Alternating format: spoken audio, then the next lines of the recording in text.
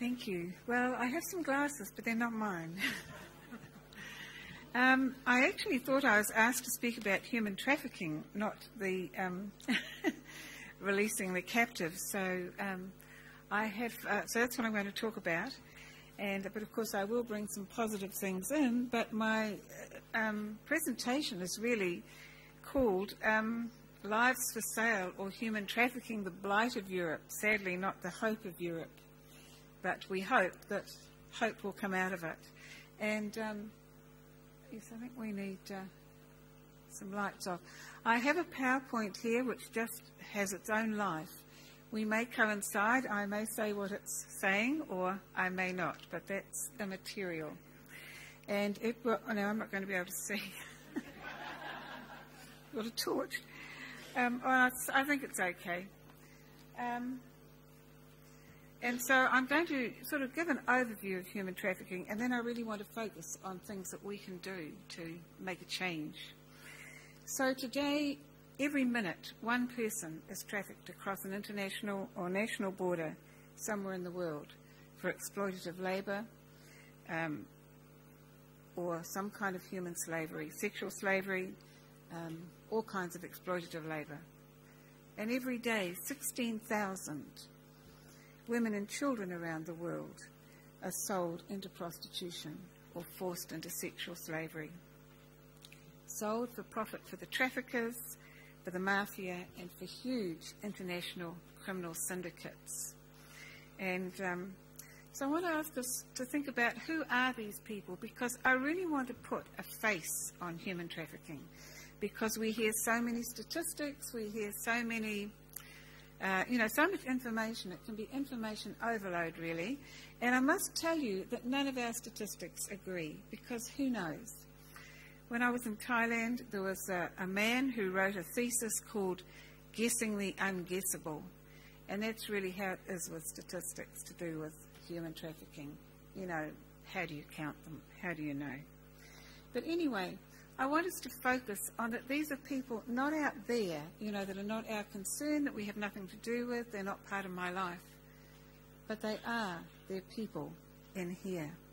We've heard the phrase several times, don't look away. Well, my phrase is, look beneath the surface. Because many of us in our everyday life somehow could be in contact with some of these people. A young woman may answer an advertisement in Bulgaria or Romania or somewhere in the world for a job in Germany or somewhere else in Western Europe or the United States or the United Kingdom or Australia, even New Zealand, I'm sad to say. Often, particularly in Europe, as a waitress or a model or a nanny, and she arrives there, the person meets her, takes her passport, takes her paper, and she's forced into the brothel or onto the streets. Domestic workers may be forced to give sexual services as well as cleaning the house. Massage parlours, and there are plenty of them around these days, especially Thai ones in Europe, may well be fronts for prostitution.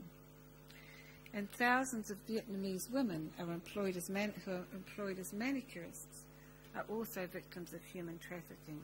Not perhaps in the sexual sense, but they're grossly underpaid, they work horrendous hours and very often live in slave-like conditions. A 5-year-old Thai girl might be sold to Denmark to make pornographic movies. An 8-year-old boy can be abducted from Pakistan or Bangladesh and forced to work as a camel jockey in Dubai. I've seen them. Asian men are forced into bonded construction work in many of the Arabian countries and also in Israel, where I read at one time they're forced to live in what used to be chicken coops. This is the workers' accommodation. And something that's happening now is that young women from Lithuania, it's either Lithuania or Latvia, you may know, Jennifer, are being abducted and sold as brides for Pakistanis in the Irish Republic.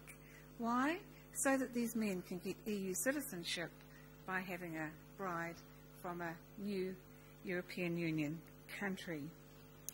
Or it may be a Chinese girl like Ying Li, 16 years old, who I met in the bar of a classy nightclub in a top hotel in Bahrain last year. Don't ask me what I was doing there. In Bahrain, all prostitution is in hotels, even in the top hotels like the Hilton, where I was. And I started asking her some questions. She could speak a little bit of English. She had been brought 2 days before with 20 others who I saw all around the bar from a little village in China, and they were there to work as hostesses in the bar, which of course meant prostitution. And of course we all know about the coffee plantations and the cocoa plantations in West Africa. Or it may be somebody like Kitty, one of my friends on the streets in Berlin who comes from Budapest. A very vivacious young woman and happy to try to communicate with us. We, when we go on the street, can't speak many of the languages that many of the women we meet speak, but we do a lot with hands and hugs and all the rest of it. And but we've seen Kitty change horrendously over the last 12 months, you know, from this bright, vivacious, 21 I think she is, to somebody who's always trying to hide her tears, who's very depressed, who's started drinking heavily, who's starting to use drugs because of what she is forced to do. She's not there by choice, but she's been brought by a gang from Hungary, and she is forced by a woman only 2 or 3 years older than herself to work on the street. This other woman, who is also a friend of ours, is the one who organises the women. So human trafficking is not new. In the book of Genesis, we read the story of Joseph, a young man, one of my Bible favourites, who, is left for dead by his brothers and then sold to some traders who took him across an international border and sold him into slavery. But the word trafficking is fairly new. You know, when I was a little girl, my mother used to say, don't ever talk to strange men, you might get caught up in the white slave trade. I thought, white slave trade? You know, I knew about Africans taken to America, but never heard of the white slave trade. But, so it was not until 1988, my first year in Thailand, that I really knew what it was.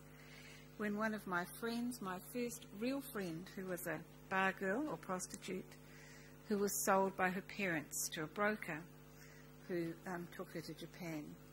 They were a very poor rural family. Everything they owned, their house, their land, their buffalo, was mortgaged up to the bank. And she was the only way that they could really, to make money to provide for the family. And she was working as a go-go dancer in a bar in the area where I was working at that time with Rahab Ministries. And so she went off to Japan. She was illiterate. Once or twice she called me on the phone, and they were constantly being moved. There were 4 of them from house to house with a mama-son or an owner, sort of to keep away from the police. And I never heard from her again. And at that time, there was something like 100,000 Thai women who were trafficked into the sex industry in Japan, and many died. And when I first came to Europe, Germany, that's the reason I came, was known as a sex market for Thai women in Europe. And so human trafficking is the illegal trade in human beings by the means of threat or use of force or other forms of coercion, such as abduction, sale, deception, the abuse of power, or giving and receiving payments to move people across international and national borders for the purpose of bonded slave labour or sexual exploitation. And human trafficking is, I think, the extreme form of injustice and a total violation of human rights, because the person has absolutely no rights, often about any part of their life. They have no opportunity to make any kind of choices or decisions. And so human trafficking takes place for the sale of organs, exploitative bonded labour and domestic servitude, begging and warfare. Think of the child soldiers in Uganda, child soldiers in Burma, and I think in some of the former Eastern Bloc countries there have been many child soldiers. We saw an old lady on the street the other night, very old lady, sort of, face down on the street. Is it the walking street, the shopping street, begging? And I thought, I wonder, is she Hungarian? Or has she been brought from some other country here as part of a begging gang, another form of human trafficking, where the people are forced to stay on the street, from dawn till dusk, really, but they don't really get much of the results. Or, of course, sexual exploitation and forced prostitution. So the International Labour Organization states that at least 1.39 million people are trafficked for commercial sex, either transnationally or within countries every year. 56% of all these people are women and girls. Women eager for a better future are susceptible to offers of jobs. Pardon? Is that better? But, as I said before, who knows how many that there really are. The UN says a figure of 2,000, at least 2,500,000 people have become victims of trafficking every year. And they say that 80% are women and children, 70% who are trafficked specifically for sex. So you can do the math on all of that. But the point is, a vast amount of people are being moved. I see it like as a mass of ants often from country to country. They're just travelling all the time. And the highest percentage are women and children destined for the sex industry. And we're looking at big business. Human trafficking profits something like 31.6 billion euros to traffickers, international mafia, and other criminal organisations. Sexual trafficking is said to profit about 14 billion euros in Europe alone. And today it's the second or third, it varies, highest criminal trade in the world, the others being drug and arms trafficking. But it's forecast by the year 2020 that it will be the biggest international criminal trade in the world. So out of 197 nations in the world today, 187 are involved in human trafficking. So I guess that includes all or most of our countries here. And of that, I don't know if you want all these figures, but about half are countries of origin and about half are countries of destination. So, it's not just from there to here, but it's from there to here and here to there and to there. And there are about 98 transit countries. And I have to say to my German friends here that Germany is the largest transit country in Europe, where women are coming from Eastern Europe and also from Asia, and then they're moving out to other countries further in Western Europe, to the United States, to some back to Asia, Russian women in Asia, Russian women in New Zealand. And the majority of these will move through Germany because, of course, it's so easy with all the borders. And it's said that something like 120,000 to 500,000 women and children, victims, are forced into sexual slavery every year across Europe. That's moving backwards and forwards. So why Europe? Reasons include an increase in poverty, gender imbalance, organised crime.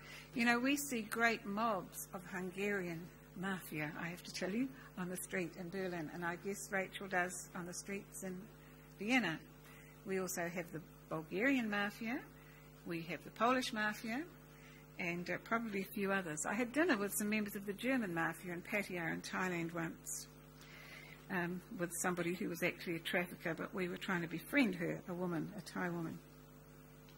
And of course the entry of Eastern and Central nations, European nations, into the European Union has also facilitated easy movement from country to country. And of course this affects both the trafficker and the trafficked. But one of the major issues is demand, and I'm so glad there's so many men here, because I always say that prostitution is not a women's issue, it's a male issue. Because if there was no demand, well then there would be no supply. And research shows that something like 60% of men in the church use pornography or are involved in other sexual activity. That's a huge number, a huge percentage, but I believe it's true. And so, you know, one of the complexities of women face when they go from one country to the other is language. You know, and for us who try to help them, we have the same problem, because we work on 2 streets in Berlin. This is Alabaster Jar. We work on one street where it's all German women, and so I'm the only one in our team that doesn't speak German, so we don't really have any problems there. And these are educated German girls, and most of them speak some English. But the other street that we work on, probably 50% would be non-German. And so they're coming from Poland, from Czech Republic, from Slovakia. I think most of these countries are represented here. From Bulgaria and from Hungary. Occasionally some from the Ukraine. We also have some from Brazil and the Dominican Republic. So, you know, there's a great challenge for us out there.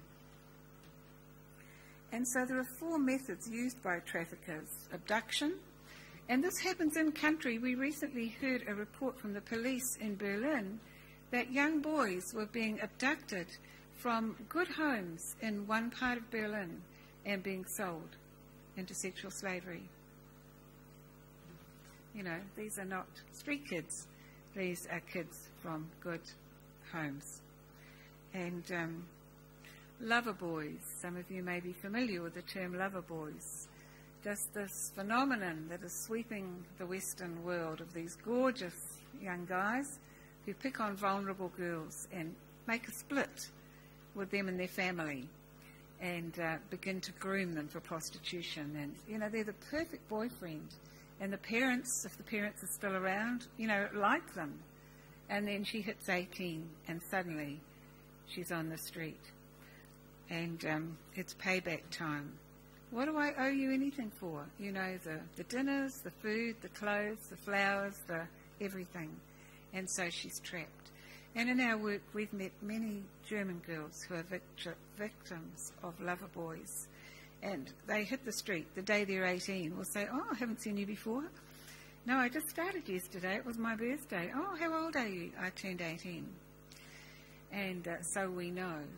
And one of the things that we are trying to do as a part of our work is I'm not sure the correct political terms, but to set up a political campaign to change, to raise the age of legal entry into prostitution from 18 to 21 as a means of combating trafficking and also child prostitution, because the younger the legal age of entry, the lower, you know, the younger the age below that people will be involved in prostitution. And figures for Germany say that something like 41% of all those in prostitution, 400,000 women, are under the age of 18. And also that trafficking has increased over the last year, and 12% of those trafficked into Germany over the last year were under the age of 18. And so we see that if we can do this, so Germans, please take our stuff and get on board, maybe we can change something to help these women and children. And of course, forced marriages is another means of trafficking, as I mentioned before, false job agencies. And so prostitution is harmful. And there was a woman, Melissa Fairley, who did a lot of research in many countries on prostitution. She's a psychologist, and shows that 60 to 70% of women in prostitution are raped, 70 to 90% are physically assaulted, and 68% meet the criteria for post-traumatic stress disorder.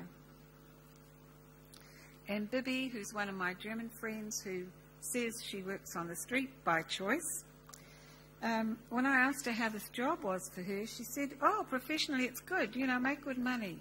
But she said, my soul is in the pits.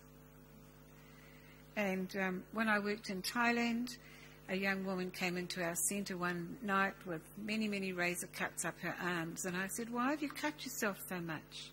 Because they do cut. It's a way of alleviating the emotional pain. If you cut yourself, the physical pain sort of deadens the other for a while. She said, because I don't know if I'm dead or if I'm alive. And it's only when I cut and see the blood running that I know that I still have life.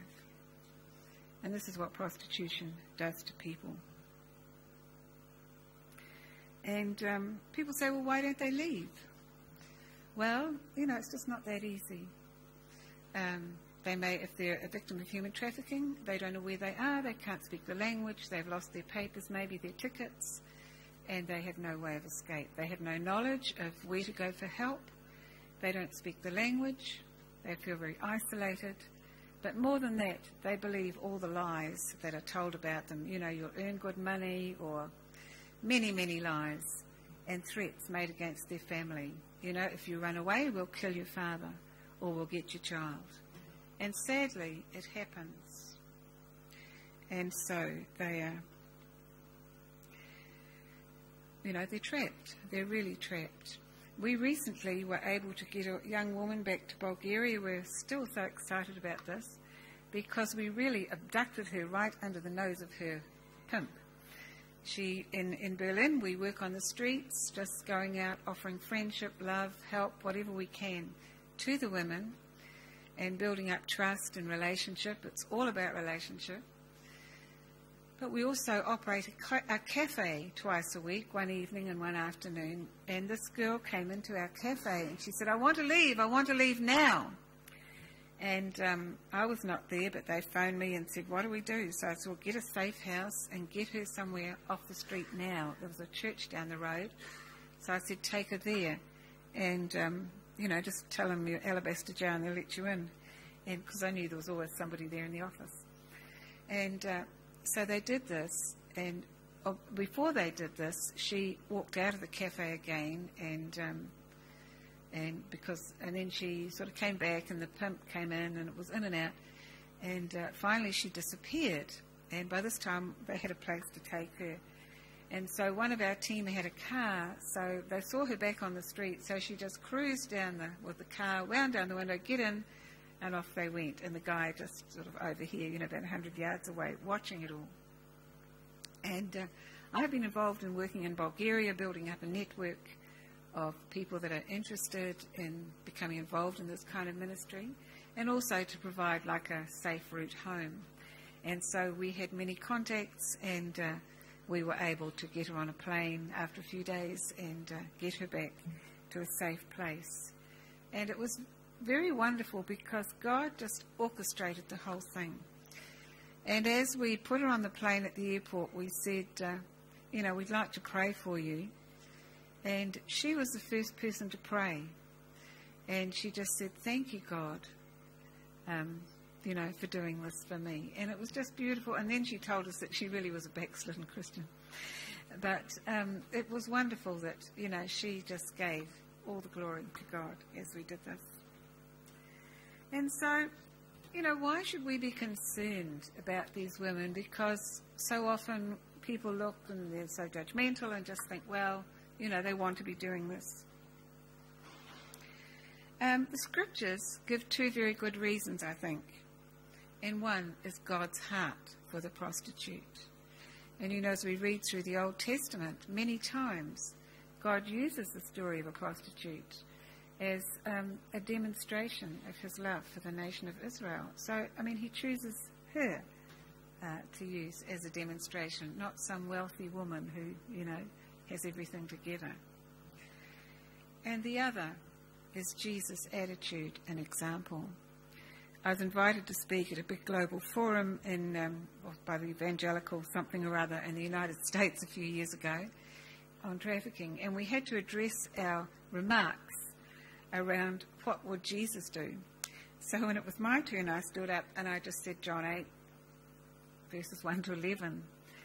Jesus showed mercy and compassion and forgiveness to the woman taken in adultery, and he pointed the finger at her accusers. And so to work with victims of sexual trafficking and women in prostitution, we need to have a total shift in our own thinking, in our own attitudes, and not see these women out there as sinners needing to be saved. Well, of course we know they are, but, so were we once. But we need to see them as women that God is passionate about and that God loves. And God does not judge, but he wants to set them free. And if we want to do something about stopping this whole issue, we have to not look at prostitution as a moral issue, but we have to be prepared to look at the whole spectrum, the traffickers, the pimps, the hotel owners, the clients, the exploiters, the advertisers, the service providers, and of course the clients, everybody who buys into this industry. And so, I often say, well, as I said before, that this is an issue for men, because men can talk to other men. And sadly, I only have German left, which is good. All the English have gone. I have this thing that was written by a police colleague of mine in Thailand, an Australian, and it's just called a code of conduct for men. But it's, just written. This man was not a Christian, but a good living guy who respected women and just commitments. I will not do this. I will talk about, to other people about not doing this, like prostitution, abuse, putting women down, and so on. And so we also need to attack pornography, because pornography is the driving factor behind demand for the majority of men who use prostitution. And so what can we do? We hear the words human trafficking, we think it's not to do with us. It's so huge, it's the responsibility of the United Nations or the international police or whatever else. It's too big for us. But when we hear of real people, we can help real people. And, I just feel really proud that we could help the one woman get back to Bulgaria. Okay, there's about 100 other Bulgarian women on the street. But it's really a one by one by one. And I don't know how much time I have. I don't think I have much. But, look beyond the surface. If you go to have your nails done by the Vietnamese, just look underneath. Maybe look at the hours she has to work. Maybe ask her, about her living conditions. Maybe she's a victim of human trafficking, not sexually necessarily, but labour. What about the waiter in the local Indian restaurant, who probably is not being abused, but he's being abused emotionally, maybe, and verbally, maybe, and financially, maybe, and his living conditions may be very substandard to what you or I would be forced to live in. And, God knows their names. We see all these people, we read the stuff in the newspapers, but God knows their names. He knows Zoe, he knows Alicia, he knows Kitty, he knows Erica, he knows Maria, he knows Mary from Ghana who works on the streets in Lyon. He knows Alicia who was trafficked from Uzbekistan to Bangkok, and so on and so on. And so everyone has the right, every human being has the right, as we heard this morning, to live a life with dignity, honour and respect. And so what can me and my church do? You know, we can do many things, and we've put some prayer bulletins on your seats. These are put out by the Salvation Army Initiative Against Sexual Trafficking. There's information, there's details, there's points for prayer. You can join our campaign if you're from Germany. I have materials out there. We can pray, but sometimes we think, well, you know, I mean, we know that prayer is effective, but sometimes it seems we need to do more than pray.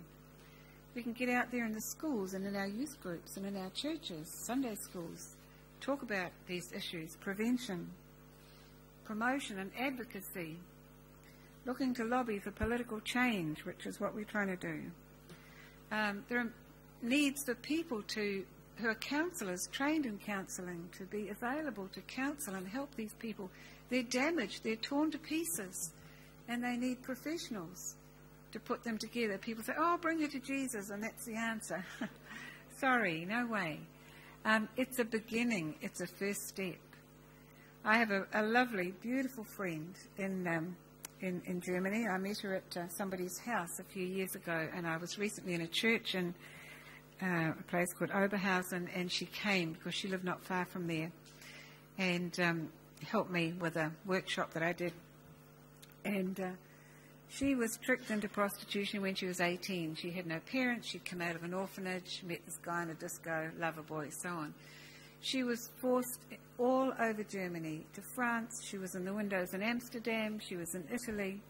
15 years before she could escape from this man. Totally addicted to alcohol and to drugs. Somebody took her to a place called Ludenscheid, which is a Christian drug rehab place in Germany. And, of course, she met Jesus. And her life changed, and she became a radiant Christian. But she has been out of prostitution now for 12 years, and she has just got her first job. You think, well, this is crazy. But she was just so destroyed that even though she loved Jesus, she was in church, she was, had much healing prayer, she's been in and out of therapy for all of those years, diagnosed as having I can't think of the word, but personality disorder, dissociation, because women disassociate from what's happening to them, and post-traumatic stress disorder, and it's taken all those years, and she's nearly there. You can get involved with ministries that are working on the streets in your city. It's not easy in Europe. It was easy in Thailand. We had hundreds of women that came out of prostitution and came to Christ. We saw one or two of their pictures here, but it's a different story in Europe. But our objective in all these people that are in these ministries, and they're growing, is to bring hope to women. Hope, the hope of Christ, that there can be change. And I want to talk about networks, but I want to first of all just tell you a little story. I was on a Youth with a Mission base in Atlanta a few years ago, and I gave a presentation, and then it was their intercession time, so, we all divided into little groups. And there was a young Filipino guy in my group, and he began to have a vision, and he saw this ship coming from China with women, and this took 2 hours, I take it about 1 minute, across the sea, and they came with women and children in the hold. And they came to Ecuador. They were offloaded onto a small boat packed around with bags of potatoes. And then they were taken up through the Panama into Mississippi. I didn't know you could do that, but you can. And then they were offloaded into trucks, still packed with the potatoes, and destined, sent for the sex industry in New York. Now, I believe this was true, what he was seeing. He knew nothing about this. And I have a friend who worked in the State Department in the trafficking department, Laura Lederer. And so I emailed her and I said, Laura, I have this information. I wonder if you could check it out. I can't tell you where I got it from in an email, but I believe it's a reputable source. And I prayed for this for a while, and then I went back to Germany, and then somebody sent me a newspaper cutting, 3 trucks apprehended coming into New York with Chinese women and children packed in with bags of potatoes destined for the sex industry. And so you can make a difference. And we can make a difference if we work toward it. Now, we have Jennifer Roomhill tonight. You might like to stand up. Is the World Evangelical Alliance, European Evangelical Alliance representative on trafficking issues. And there are many other networks. There's Not for Sale, there's many other things, IJM, International Justice Mission. And so we want to have people that are, if you're from some organisation working with women or children in prostitution, or some organisation that's combating human trafficking, please see Jennifer, because she's got some sheets, and we want you to just put the information of your organisation. And those of you who are interested in being involved in some kind of group, she has another sheet for you. So please, before you leave, could you do that? And she has some flyers to give you as well. Thank you so much. God bless you.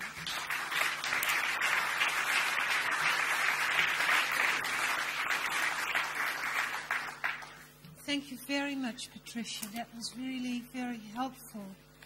And when I've heard Patricia before, there were always people in the audience which I found hard to understand, but they had never really grasped that we have slavery in Europe.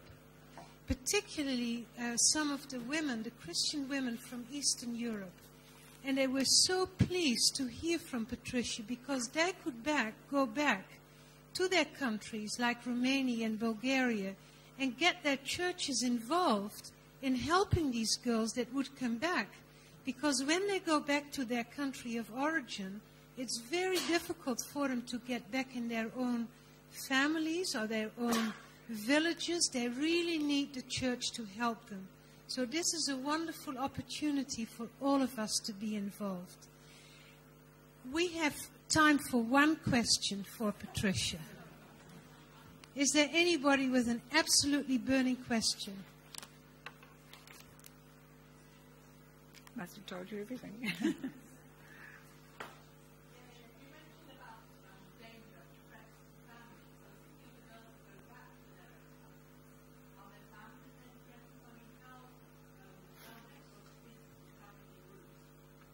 The question is, when these girls go back, how well informed are these traffickers about the family, and is there danger when they go back home? Many of them come from the same village or the same town, and so they know the house, they know the parents, they know the family, and for some it can be very dangerous. They really can't go home. But some will not leave because of that threat, because they're afraid that they may not necessarily go home, but they're no longer bringing in money for this man, and so there will be some retribution. And that, I think, is a really a wonderful opportunity for the churches in Eastern Europe to provide safe places for these girls that go back.